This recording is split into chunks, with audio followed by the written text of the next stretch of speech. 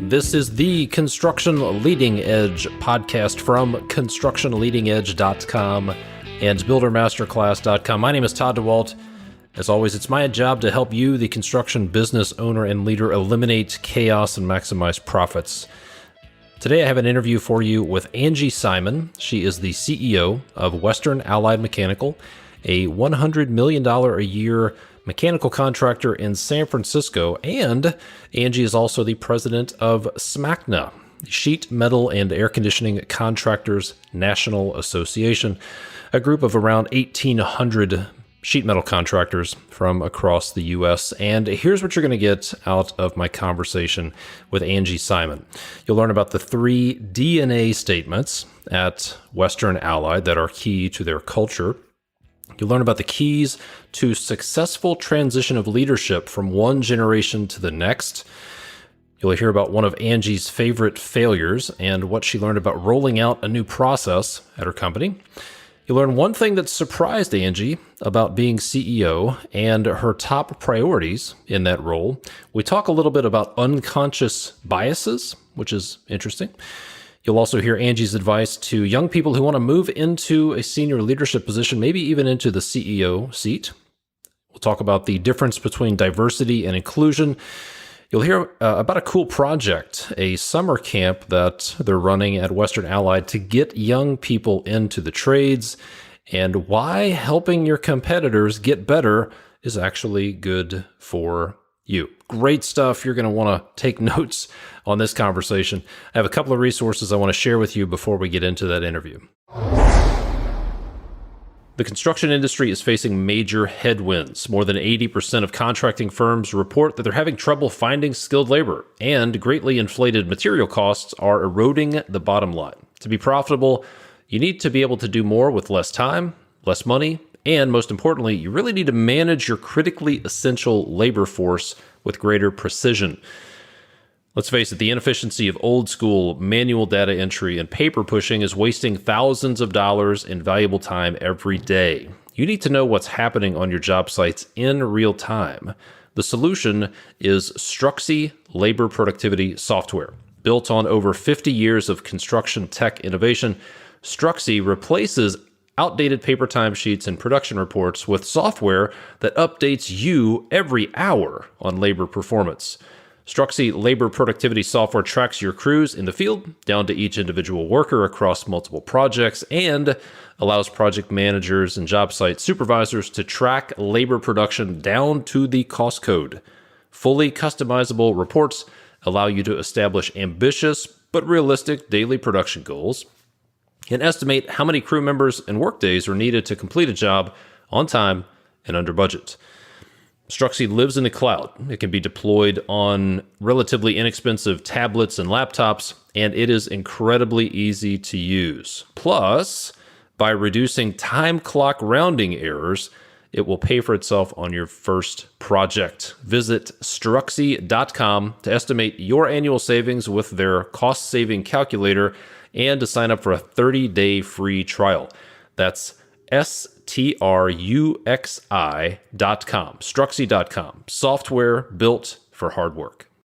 If you're a busy construction business owner, there's a pretty good chance that you don't have good visibility into your financials. You could be getting financial reports too late, or maybe not getting financial reports at all. Or maybe you're not keeping your books up and you really don't have any idea what your numbers are. Well, if that's you, you're not alone.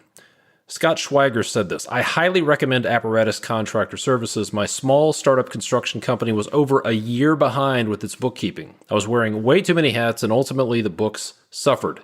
They provided bookkeeping solutions that got us caught up in the systems to stay on the right track. I'm so happy I'm turning over payroll processing to them as well." Elizabeth Evans said, "Hiring Apparatus was a game changer for our business. They've allowed me to grow our construction company over 100% since we hired them about a year ago." Bill, president of Spice Industries, said, "Hiring Apparatus was one of the best business decisions I've ever made. They have almost completely freed me up from sitting at my computer reconciling budgets with my own makeshift system." So if you want to offload your bookkeeping or payroll headaches, or you just want better reporting, the Apparatus Contractor Services team may be able to help you. Visit goapparatus.com to hear from other construction business owners and see how Apparatus can help you. That's goapparatus.com. And now, get ready.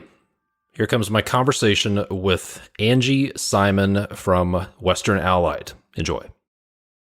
Angie, thanks so much for being on the podcast. How are you doing today? I'm good, Todd. Thank you very much for having me. I am excited to talk to you today. Yeah, so you're a fellow podcast host, trade organization president, CEO of a company. We got lots of stuff to talk about today. But let's start with this one, and we'll talk about your company in just a few minutes. But what was one thing you believed to be true about being CEO that you were surprised to find out wasn't true after you became CEO? That's interesting. We actually, as a company, just now have got a CEO. We did not have that position as CEO. We had a president, and I was our president. About 2 years ago, we decided it would be time. I'm working my way to retirement over the next few years. And we thought it would be great for our next successor to wear that president's hat. So I thought CEO would just be the same as the president. And actually, it's interesting because as we handed him the president's hat and I put on the CEO hat, I realized that it's a lot less tactical as a CEO, less operational, down to earth, everyday operations. He's now handling, our president, Zach, is now handling that.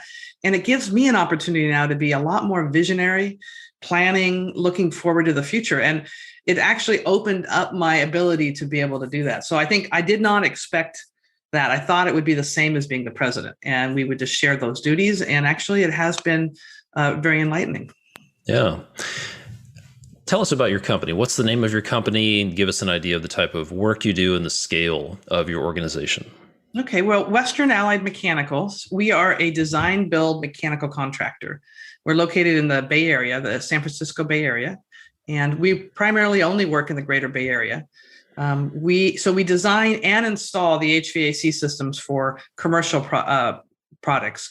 Our specialty is both life science. We do a lot of biotech and life science, and also very green and energy efficient buildings. We do net zero buildings and things like that. And we are about 105 million size wise. So in the Bay Area, we're probably somewhere in the seventh largest in the Bay Area.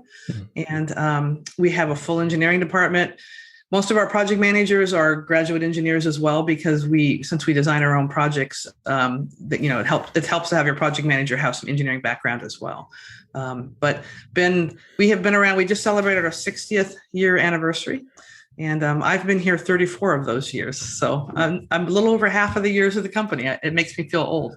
Well, congratulations! 60 years that's quite an accomplishment. Yes. It was started by a very good group of businessmen who started the company and set up a great succession plan. We are privately owned, and but they really set up a nice system, and it really was a well done company. And we've managed this. I would say now we're going into our fourth generation of ownership, so it really has worked well. And I've seen some businesses that don't make that transition from one generation of ownership to the next successfully. Yes. What would you say are the keys to a transition in ownership, whether it's family or a succession plan with somebody moving up into an ownership position? But what are the keys to transitioning ownership or transitioning leadership? I think the number one key is planning and knowing that you need to transition. I mean, I think I learned very quickly by being involved in the sheet metal industry, in the Sheet Metal Contractors Association, that a lot of sheet metal contractors are family-owned businesses. And very often what happens with the family-owned businesses is I don't think they plan very well about the succession. But we actually have, for the years, put a succession plan together stating when we need to bring in new partners. And it actually goes out, currently it's going out to about 2035. So we plan, when somebody's retiring, when do we need to bring in new leaders? So we start to groom those leaders early on. Actually, the vast majority of my next generation of leaders started here as right out of college. So they have been here 10 to 12 years now, and they're going to be our next generation of leaders. So I think a lot of it is a planning situation, and then mentoring and grooming along the way. You may think you have 10 perfect people that could be your leaders, and more than likely you're going to get or so out. If you're lucky, you're going to get 6 of those to be your leaders. But just a long-term planning is important for the succession of the company. Yeah. I'm curious, what are some of the green flags that you see early in someone's career, say right out of college or the first couple of years, that make you say, this person has potential? We're going to start looking at grooming them into a future leader.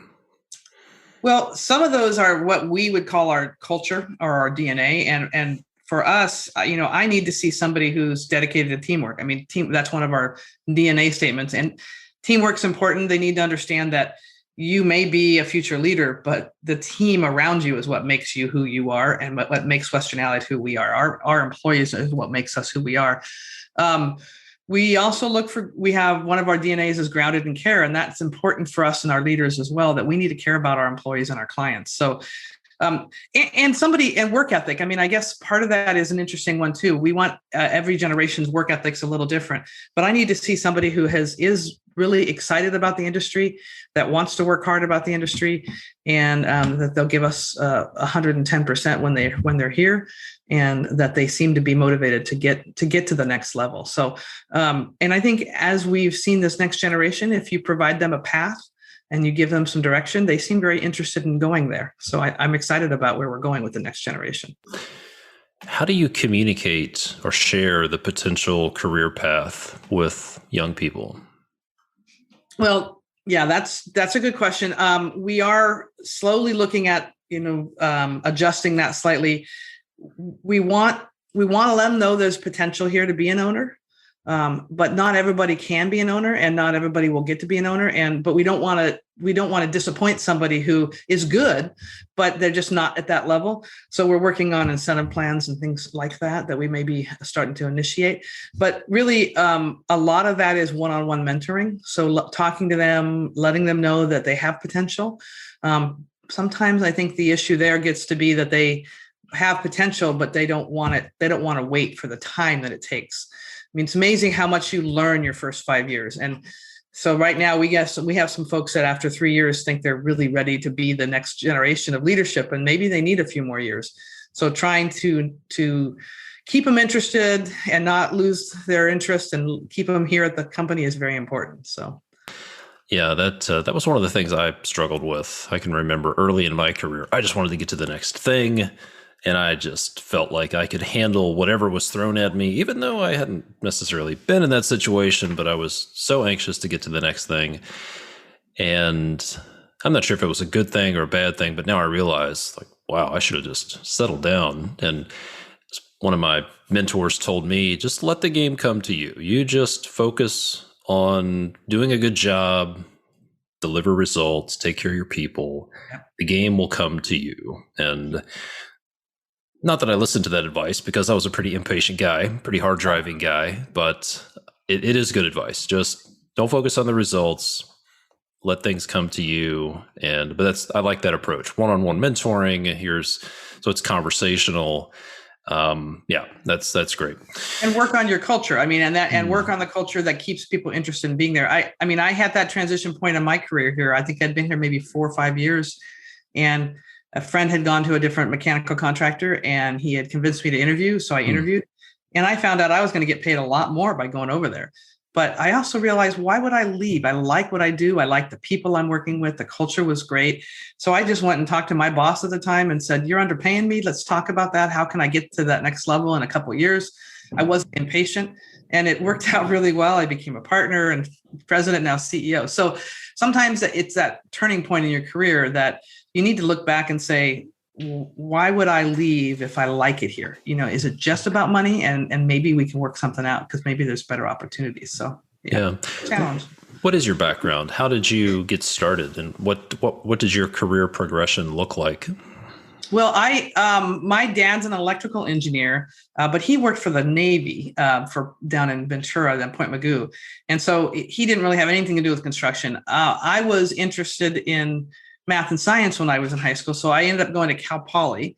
I really wanted to play softball, so I played softball at Cal Poly, San Luis Obispo.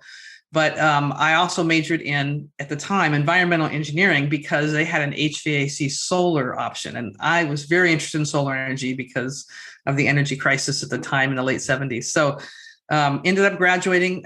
Solar wasn't the job I ended up getting. I got a job in HVAC industry. And Western Allied was my second job. I worked for a small contractor for a year, and then I came here.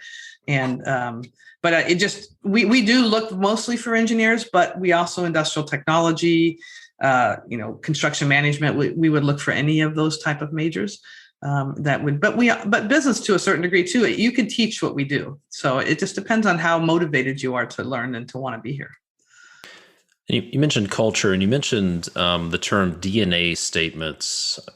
Can you, I think you've said a couple of them, but can you reiterate what those DNA statements are for Western Allied?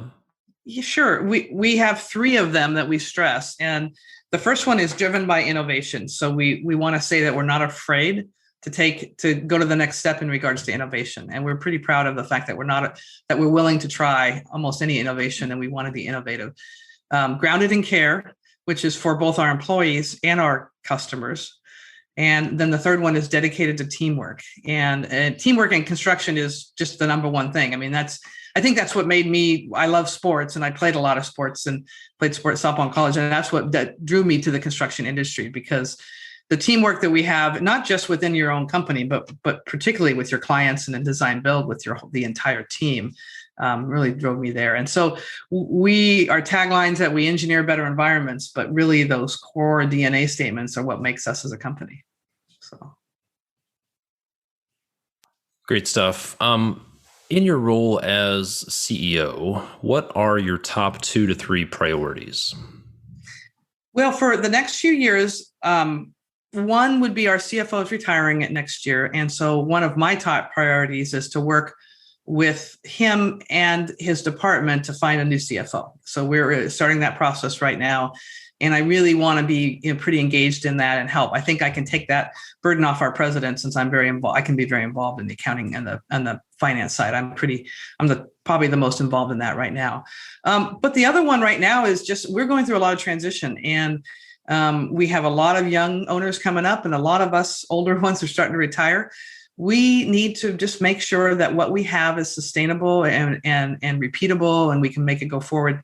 We need to be able to make sure that our capitalization is solid. So it's really on the finance and business side that I feel like we will be losing my strength there a little bit. So I want to make sure I can set them up for that. And we've worked hard on our relationships with important partners like our bank and our bonding.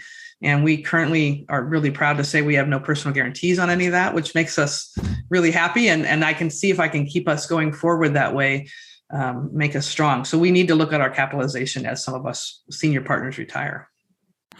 So I'm curious, as you bring on a new generation, how do you go about, or how do you think about transferring the collective knowledge that you and folks who have been there for 20 plus years, how do you capture and convey that knowledge, whether it's technical knowledge or the culture, but how do you make that transition from one generation to the other?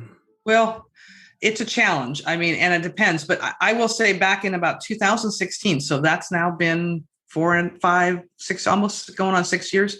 I started one-on-ones with every future partner, and every month for an hour, I've been meeting individually with 7 of them.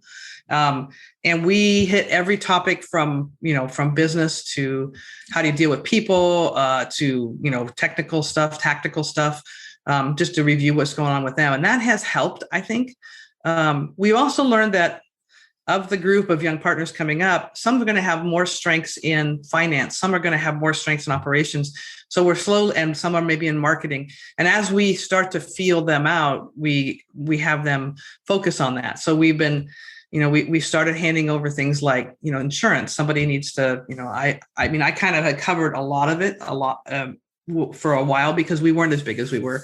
But I need to have somebody start mentoring us in the insurance side, somebody to start mentoring us on the operations side. So that's just it's a process. I think that one of the problems we all have about succession planning is that we wait too long to realize that we are. I mean, I've been working on my transition out for the last 6-7 years, trying to share that knowledge.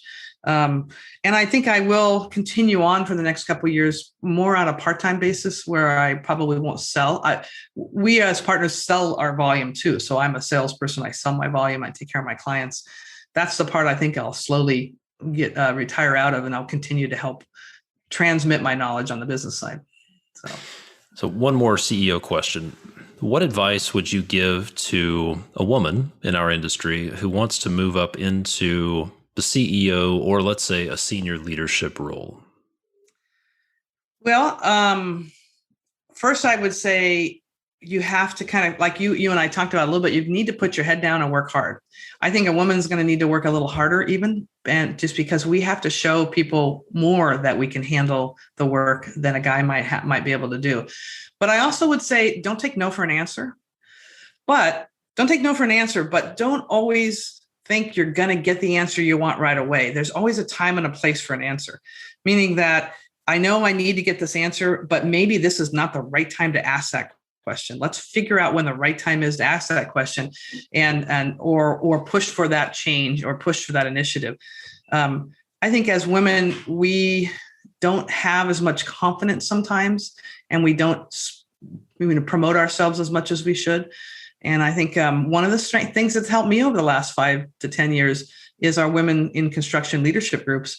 They've helped us build confidence to say, I'm good at what I do.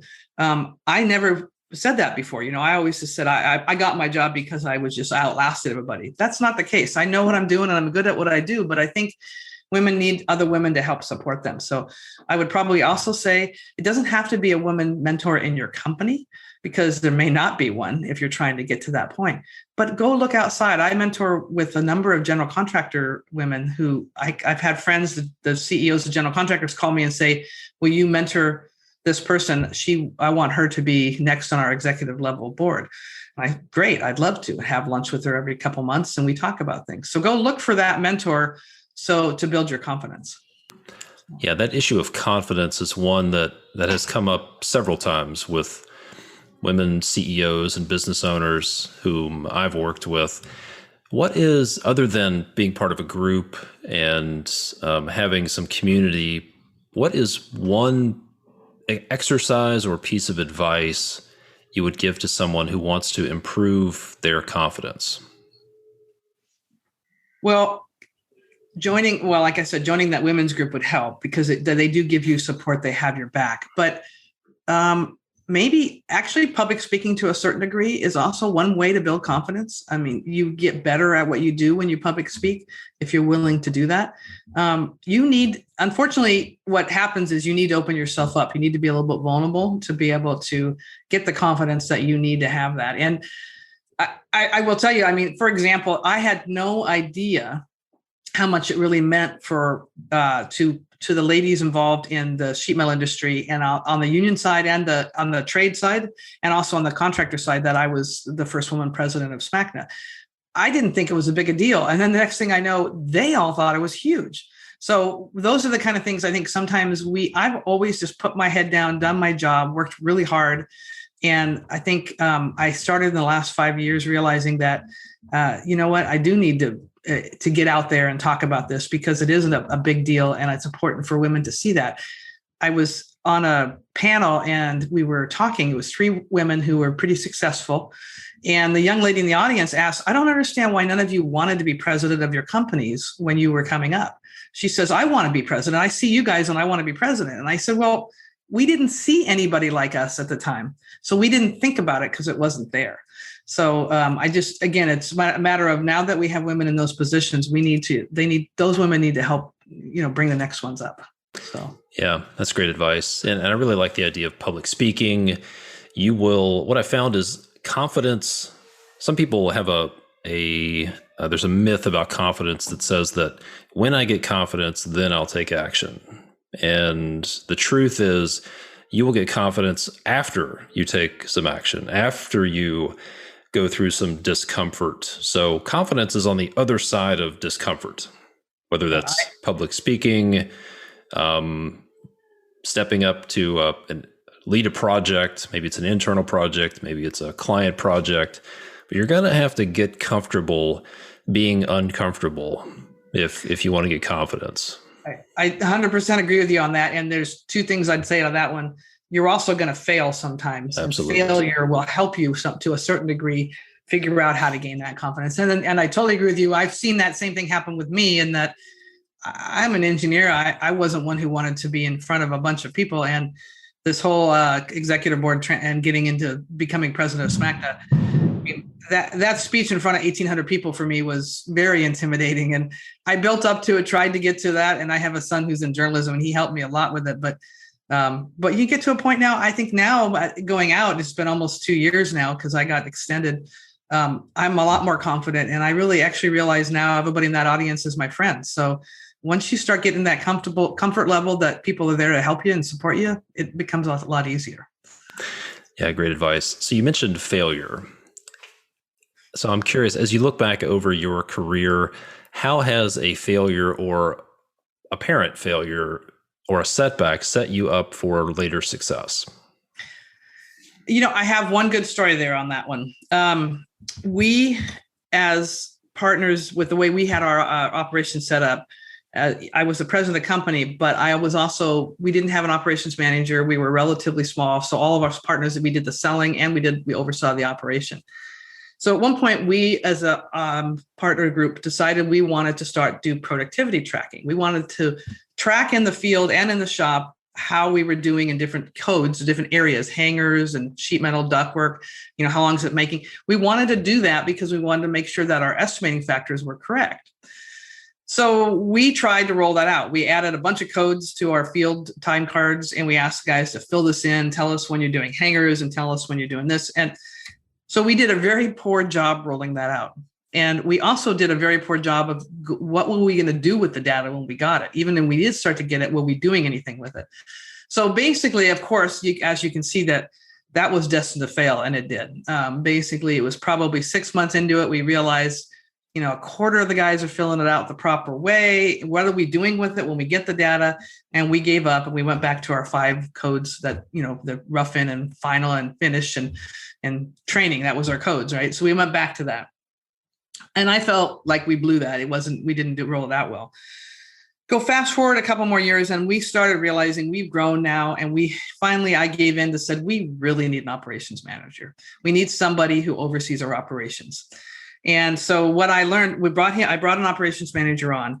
And one of the things I told him very early on was, I really want you to figure a way to do productivity tracking. And he had done it before. And so he rolled it out the right way. He rolled it out properly. He championed it. He explained why we were doing that change and how it would benefit them. He kind of made it a challenge to all of them to show how good they were in regards to productivity. And we are very successful now, how we track our projects. We, every week we know what's going in our projects, how much ductwork went up this week, how many pounds per hour we're making in the shop. And that has been a roaring success.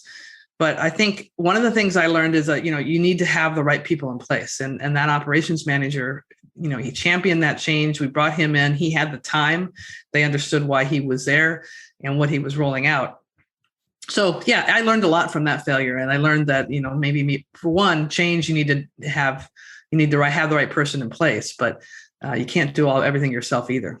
So, yeah. And this topic of systems and processes is one that I talk about a lot. And sometimes a really well-developed system that solves a big problem just completely flops because of implementation or something. And then sometimes this half-baked, half-ass plan just works better than anybody would have expected because of some magical factors that people don't understand. What would you say when you think about rolling out an initiative, whether it's productivity tracking or some other initiative that has wide-reaching effects across the company?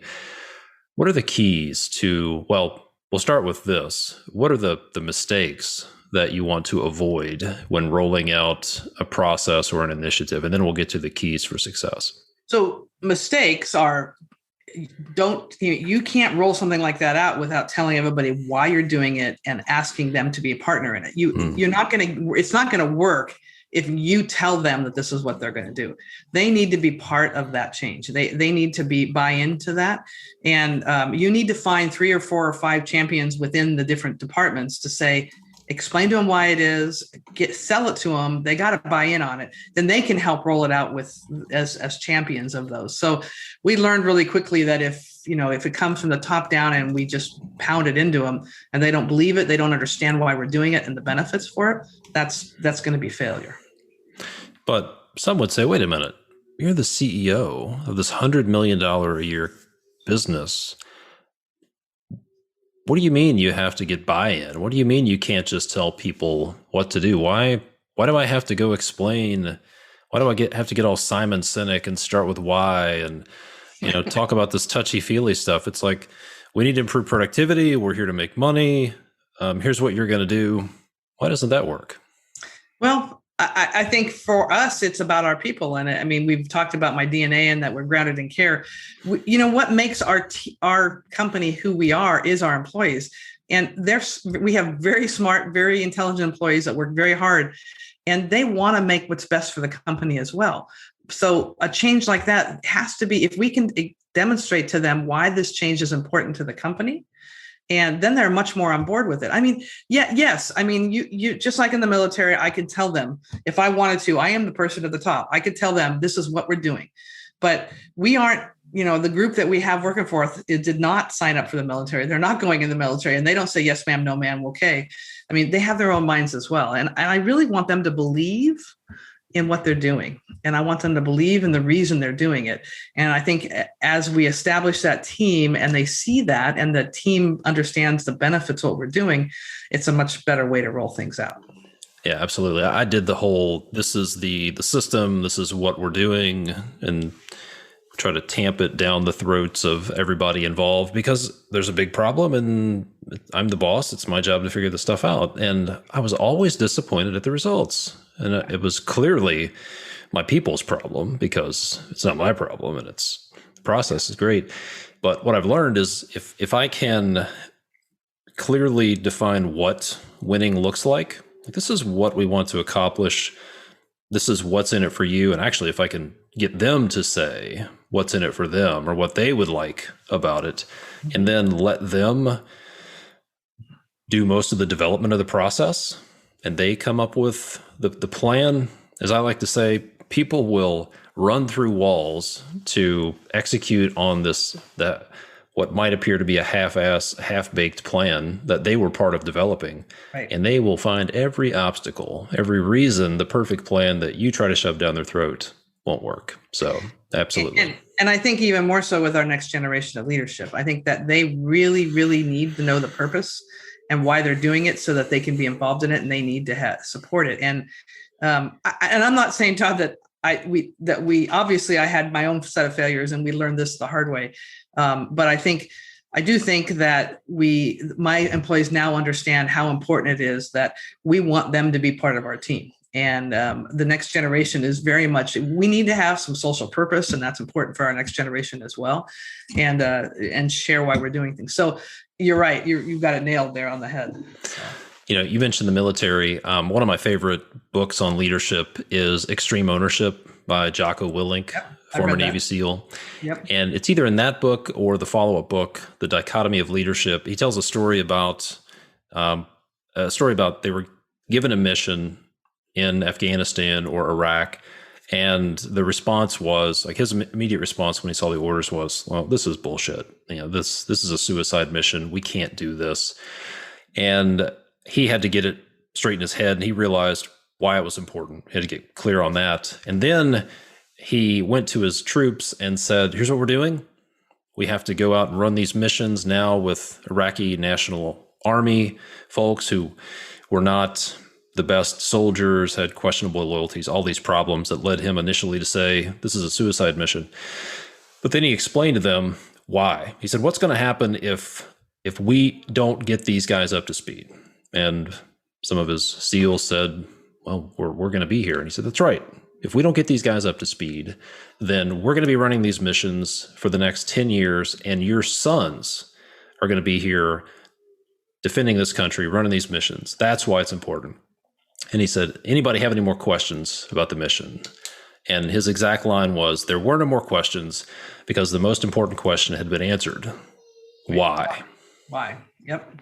And Yep. one of the big takeaways from that book was, he said there's this myth that in the military, you can just give orders and people have to do what you say. And it's like, well, yeah, that's what I thought. But that's not even the case in the military. When you give orders, you have to explain why. People have to get clear on the why. Absolutely. Yeah. Yeah. That's very important, I think. Definitely. All right. So let's talk about, you mentioned that you are the first woman president of a major trade organization. Can you talk about your organization? And then let's talk about why diversity, equity, and inclusion are always on your mind. Well, I am the first woman president of any of the major 3 MEP signatory associations. So SMACNA, which is a sheet metal and air conditioning contractors national association, is the association that I'm president of. Western Allied is also a MCAA member, Mechanical Contractors Association member. And so we actually are plumbing, pipe fitting, and sheet metal, but I'm on the sheet metal side. Now, across the country, I think SMACNA represents about 1,800 contractors. Probably about 40% are mechanical and sheet metal, and probably about 60% are sheet metal only. And I think I was asked to be on the national board back in about 2008, I think it was my first year on the board. And I didn't, at the time, I found out I was the first woman that had ever been on their board. And I learned a lot that first year on their board because I was on the board for 4 years. One, as I learned a lot about family-owned businesses, which here in the Bay Area, we're not. And we're also all mechanical contractors. I didn't know there was sheet metal only, but I also didn't realize there were so many family-owned businesses within the contracting world. And when I got on the board, I thought the organization had been around for 65 years at the time in 2008. And I thought, where are all the women? If it's family-owned businesses, shouldn't there have been women on the board? And I guess they just never had. So good experience. First day on the first board meeting we had, usually there are 1 to 2 day board meetings. 4 hours into the meeting, we have lunch, and 3 different guys came up to me, board members came up to me at lunch, and as a compliment, but they said, wow, I never knew a woman could know that much about air conditioning. And it was a compliment in their mind.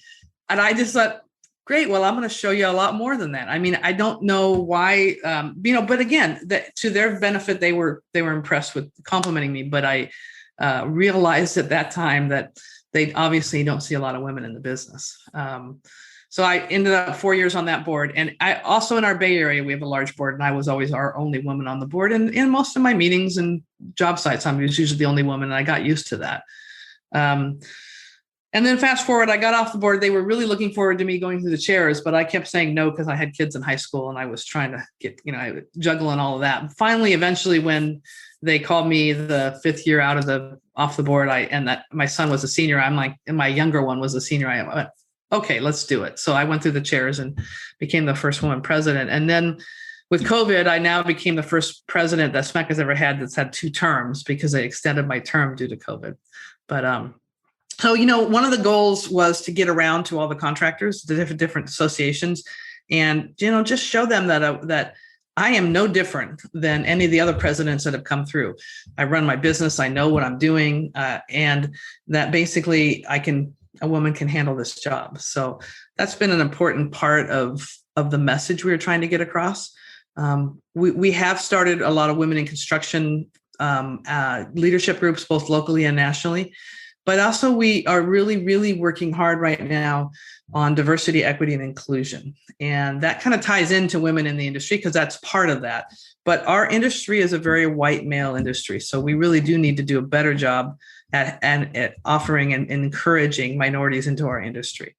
And the unions are very on board with that as well. So one of the things I've said over and over again to our union president, and we've talked about this, is we can get as diverse a workforce as we want. We can go out and hire diverse people, but unless we're inclusive, they're not going to stay.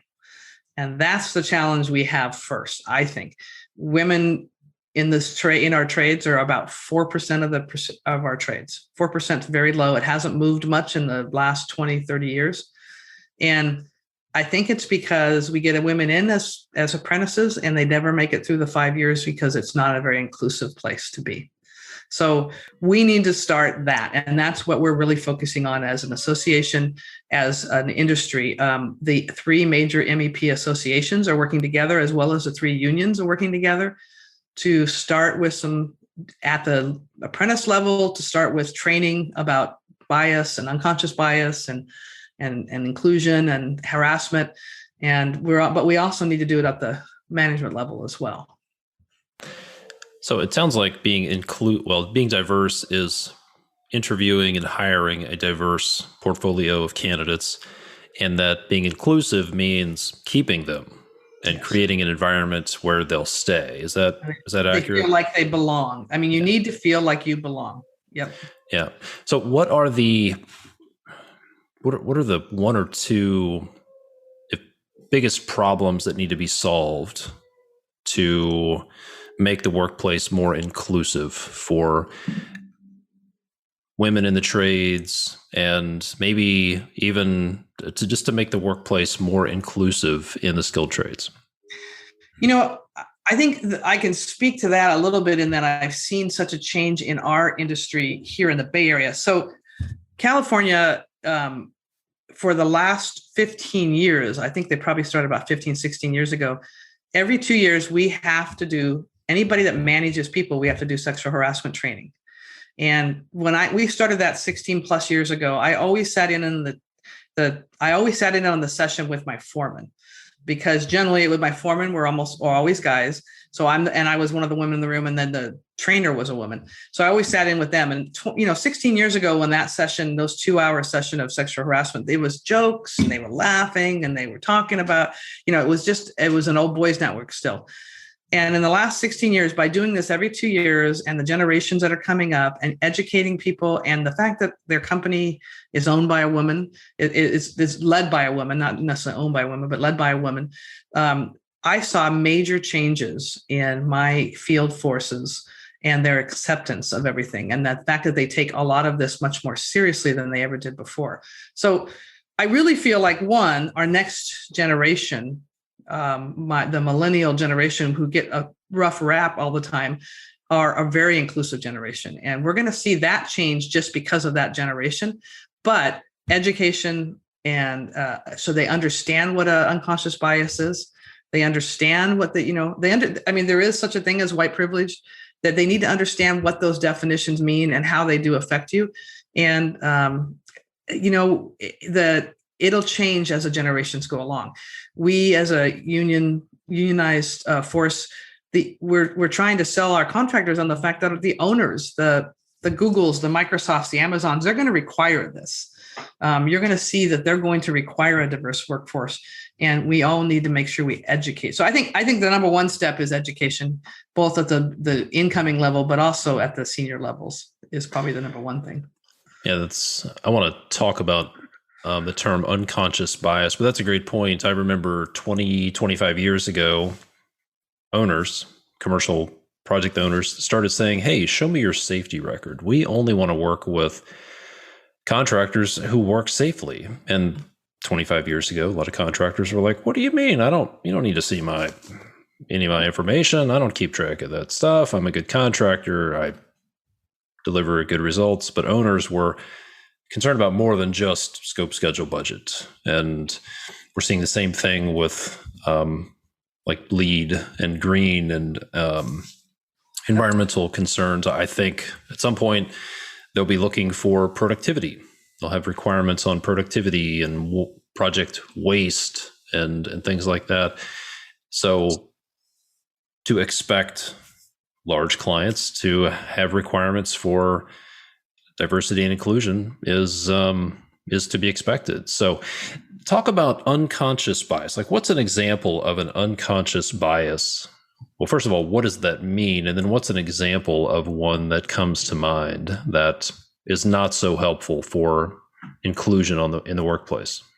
Well, as simple as, and probably I, particularly of my generation, have many of those unconscious biases that we term, I remember a story where my son, his best friend is in high school, and my son's 26 now. So, but he brought it. He told me, I'm going to introduce you to my best friend. And I said, okay, great. And he goes, his name's Vipul Bhatnagar. And I went, oh, he's Indian. He goes, well, what does that matter, Mom? I go, it doesn't matter. It was a statement. But part of that is, or for example, we talk about, somebody might say, Native American versus, everybody, the terms people use. What do we say about people? Those are the unconscious biases. And I think it doesn't say I'm wrong that I look at somebody and say they're Indian, they're from India.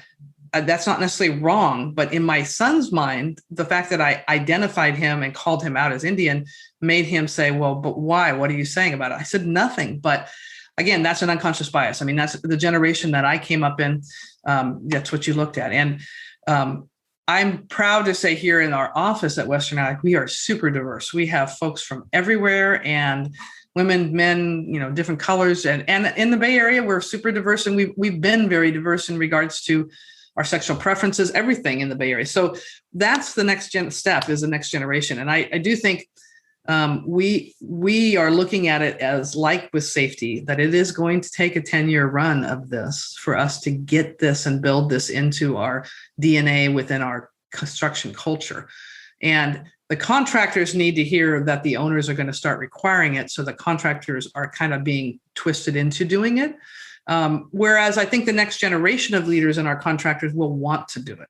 I really do. I just think it's the 50-somethings age folks that are leading the contractors now that may have to be told that, well, your owners are going to expect it. So I'm not sure I answered your question there, though. No, that's great. That's a great example, because the nature of an unconscious bias is you don't know you're doing it. Yeah. And like, it's using terms, categorizing people like, oh yeah, he's Indian, or the Mexican guy, or that white guy over there, or it's the labels that people use, or that, in my case, that redneck, from Kentucky, like me. In some cases, it might be accurate. In that case, it might be accurate. But yeah, the unconscious bias, it lives in your blind spot, and the nature of something in your blind spot is you can't see it. Yeah, and I will say that there was numerous times when I was going in as national president for SMACNA, that I know there was a number of people that said, I don't want her to be announced as the first woman president, because it's pointing at, she's not the president because she's a woman. She's a president because she earned it. And I get that. And that was, that's an unconscious bias type of thing too, that it's obvious I'm different though, but it's pretty obvious I'm different than all the other ones that have been up on the stage before me. But in this situation, I said to them, you know what, there's only going to be one first, and it's okay to advertise that. It's okay to call that out. And it's okay for us to get more PR for that. But after me, then we really, at that point, need to stop saying the second woman. We're not going to do that, because in reality, we have now on our board, our national board, we have 2 women on the executive committee, myself and another woman, and we have 2 more women on the board. So we're now to that point. But we also we're a little bit diverse, but not much. So but it's very difficult because our industry is not very diverse. So I just think it's something that if we really, really focus on and put our attention to, just like safety, when we were made to do that, it's going to be something that we can change. It's just going to take, it's not going to happen tomorrow. It's going to happen 5 years from now, and 6 years from now, 7 years from now. But we also need to start measuring it, because if you don't measure it, it doesn't get done. So absolutely. So talk about the summer camp for underserved high schoolers that is going on this summer. That's going to be in your shop, showing young people about the sheet metal and the piping trades. Well, that's interesting. When the last few years, we've been going around the country asking SMACNA contractors what's their number one challenge, and workforce development and recruitment has been the number one challenge everywhere. And that there's a couple things that get me for that, because I'm a little surprised by that because it's such a great industry. I love our industry. It pays really, really well. Our industry does. I mean, our trades folks make very good money, but we still can't get people to get into our industry. And a lot of that has to do with our perception of what our industry is, and the fact that right now across the country, for a while, everybody was, your parents and your counselors were saying everybody needs to go to college. And, I have some amazingly intelligent sheet metal workers and pipe fitters that work for me as in my trades, and they never went to college, but they know their trade. And I learned so much my first 5 years out of here at Western Allied from my field folks. I learned way more than I did in those 5 years of college I went to. So so we've talked about it all the time. And finally, my partner and I were talking one day here, and we were talking about his son taking welding and how his son's not really interested in going to college, and he was welding in an art studio. And, I said to him, why don't we offer a summer camp to let kids know about what this trade is? And we are in Menlo Park, near Facebook. We're in a very nice, expensive area, but right next to Menlo Park is East Palo Alto. And it's a very underserved area, and mostly Hispanic and Black. And they've been in our backyard forever. They're our back of our fence is East Palo Alto. And we started talking about it, and I said, hey, I'm willing to run a summer camp. How about we do that? And my partner said, let's, check with our other partners, and they all agreed, let's do it. So I started mentioning that we were going to plan the summer camp, and it really took off. I ended up getting a partner with the Western Washington SMACNA group and Hermanson up there in Western Washington. And so now we're actually doing 2 pilot programs. We're doing one here in Menlo Park and one in Seattle this summer. We are a nonprofit. We gathered with a nonprofit called Construction for Change, and we are going to have about 16 kids in each camp. We're going to write a playbook. So we're putting a playbook together for every step we've taken to put this camp together so that we can share it. And we're actually we raised money. We're going to bring a film crew in. We're going to do a video. Milwaukee Tools is donating all their PPE, and they're donating some tools that we're going to send the kids home with. We got Red Ring Boots is giving us boots at cost for the kids. Both of our unions, the sheet metal and the pipe fitting unions, are giving us instructors, and they're going to pay their fees. And, I'm going to have a huge volunteer group here. The MCA and SMACNA and other organizations have donated money too. So it's just going to be really exciting. It's going to be about a 6-week program where they come 2 days a week. They're going to make, we're going to make a dustpan out of sheet metal. They're going to make a pooper scooper out of sheet metal. They're going to make a lamp out of pipe, and we're going to show them how to do the electrical. It's going to be, and we're going to take them for tours of the JATCs, the training centers where we train. So I'm excited about it. If I can get 1 or 2 of those kids that would be interested, that probably weren't going to go to college anyhow, but they want to get into our trades. And in my situation, I'm working with a nonprofit here in East Palo Alto called Live in Peace. And they said their kids will all be black and brown. They're not going to be, they don't have, and they're going to have a bunch of girls that are going to be part of the camp. So I don't know. I'm excited about it. I hope we can put that together and share that playbook next year with, across the nation, and see if anybody else is willing to run that camp. So. Yeah, that's exciting. I've spoken with several people over the past year or so who are creating immersion experiences, summer camps. A guy named Brandon Patterson was just on the podcast recently. He is big in skilled trades in Iowa on the residential construction side. There's a large home builder in North Carolina, I think, who created a movement called Builders Bridge because they recognize the same problem. We need people to work in the home building business. So they had these summer immersion or summer camp type experiences. We'll pick you up, bring you to work. We'll show you the trades. You'll work with bricklayers and framers and plumbers and tin bangers and electricians. And that's the key. That's what it's going to take. So that's very exciting. And it's also exciting to hear that folks like Milwaukee and that there's so much support for it, yes, that people recognize that. And actually, I interviewed the CEO of Diamondback Tool Belts recently, Connor Crook, and he's talking about the same thing. We want to help make the trades cool again, because as you said, there's a perception issue. Yeah. And that's That's what we need to get to, and maybe it's the guidance counselors, the parents, as much as it is the young people. But I can tell you, it's the working in construction. It's the coolest thing ever. Well, and in the Bay Area, you work in construction, and you work for a union contractor in the Bay Area. You're going to make six figures plus every year, and you're making a very good career. Unfortunately, it is that. Yeah, I mean, we are going to tour these kids, and they're going to see the 3D modeling we do with the BIM. They're going to see how we scan buildings and we get point clouds, and then they're going to see how our laser machine works, and they're going to see. I mean, it's not the dirty job that it used to be, and at least that's a perception. And then you're right. I think number one is I think we need to somehow give counselors credit if they get kids into apprenticeships instead of sending them to college, because not everybody's meant for college. And interestingly enough, the average age coming into our apprenticeship in the sheet metal industry right now is 26 and a half. So what happens is they go to junior college, they go roam around, they work at Best Buy for a while and things like that. And then maybe they finally get into our trades. Now, I'm not saying that at 18, they're always mature enough to get in the trades, but they could try. And it would be nice if we could get some of the kids that are interested in that in there early. It seems like it would be a better way to do things. I'm excited about it. We SMACNA has a igniteyourcareer.org website as well, which is helping advertise what a great career working in the sheet metal industry is, or in construction period. I mean, there's websites like, Build California has one as well that the state of California is trying to get kids interested.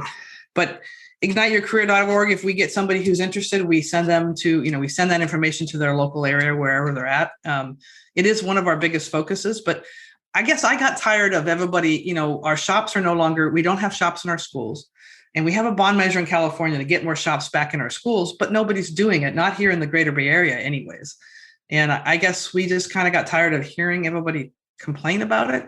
So we thought it's just a small step, but we'll start it and we'll see what happens. And I was thrilled that Hermanson and SMACNA up in Seattle would also help with us, because I think I wouldn't have got nearly as far along as I'd have without them. But we are D-Day now. We're like 40 days from that. I have a lot of work still to do. We put our projects together. We're ready, but we need to do a lot more. We need to get advertisement out there. I'd like to get some PR and some news people out there. And the more PR we can get, the better. But we're just now picking our kids. So the kids are all signing up for it. And exciting. It's going to be exciting. That is so great.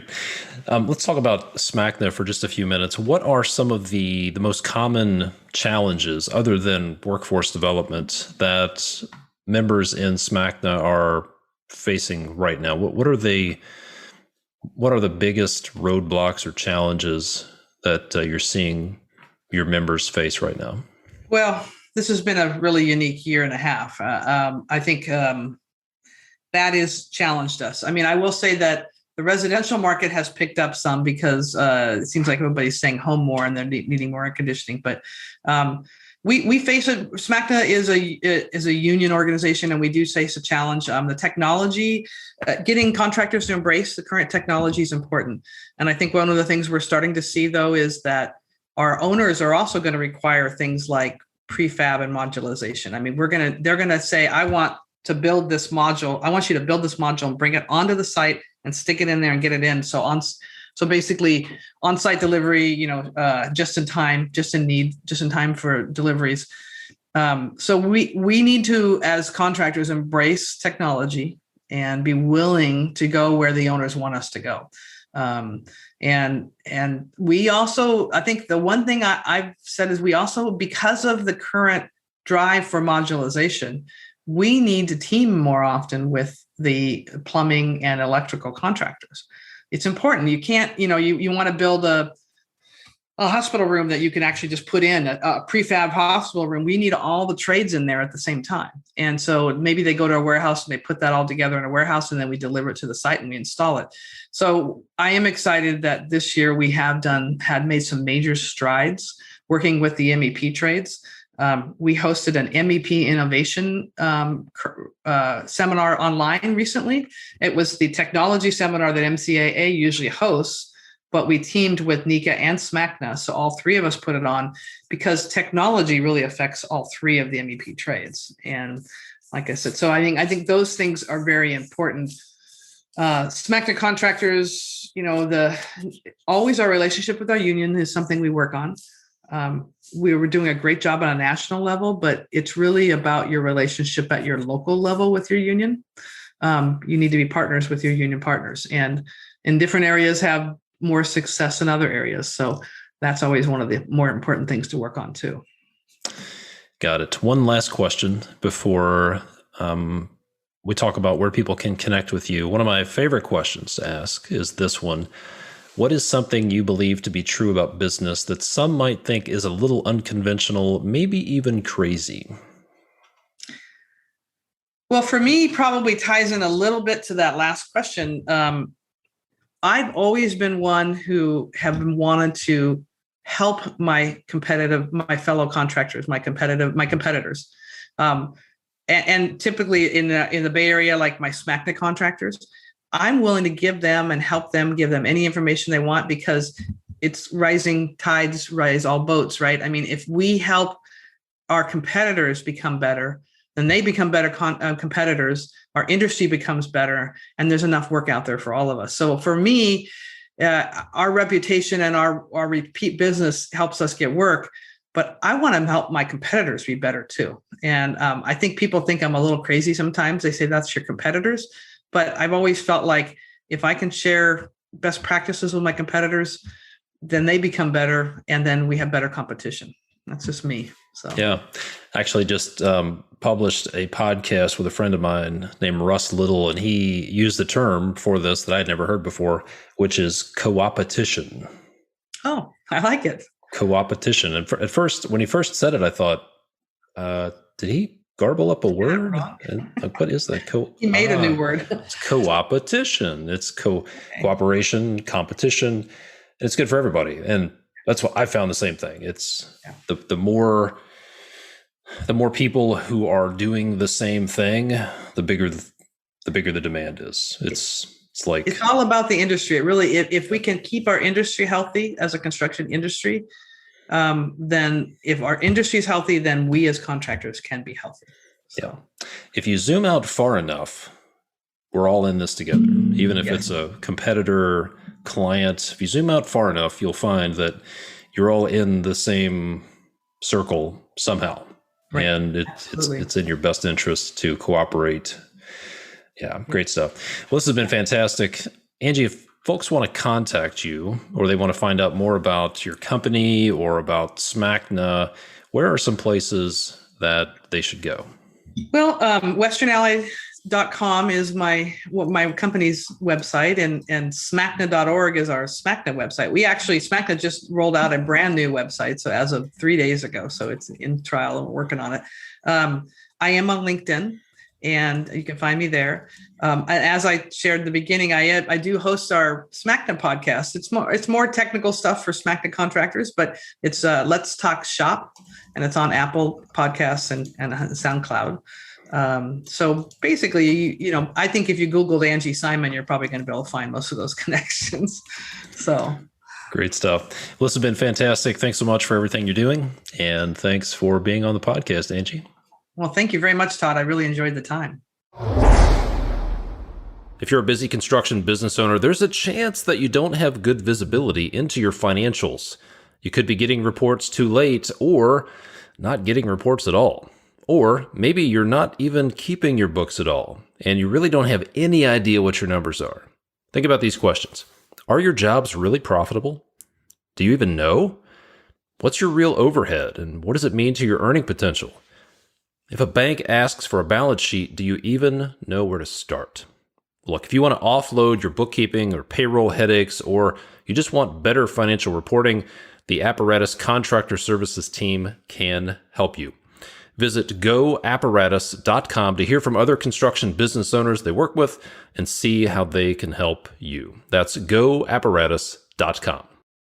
Okay, be sure to check the show notes for all the links. Reach out and connect with Angie.